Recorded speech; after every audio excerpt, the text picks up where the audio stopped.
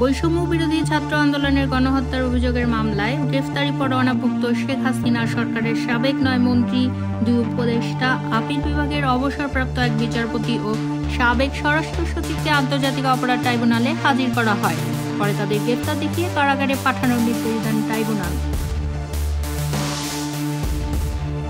সোমবার দুপুরের দিকে ট্রাইব্যুনাল থেকে একে একে 13 জনকে বের করে পুলিশের প্রিজন ভ্যানের দিকে নেওয়া হয়। এ সময় সাবেক ডাক, টেলিযোগাযোগ ও তথ্য প্রযুক্তি প্রতিমন্ত্রী জুনাইদ আহমেদ পলক সাংবাদিকদের সামনে তুলে দোয়া চান। এদিকে সকাল থেকে ট্রাইব্যুনাল এলাকায় গণমাধ্যম কর্মী, আইনজীবী ও আইন শৃঙ্খলা রক্ষাকারী বাহিনীর সদস্যদের ভিড় ছিল।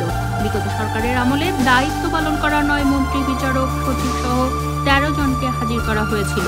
সকাল 9:30টার দিকে নারায়ণগঞ্জ কারাগার থেকে প্রিজন ভ্যানে ট্রাইব্যুনালে আনা হয় সাবেক মন্ত্রী গোলাপ দস্তগীর গাজীকে। এরপর ঢাকায় পুলিশের গাড়িতে করে আনা হয় সাবেক মন্ত্রী দীপুমণিকে।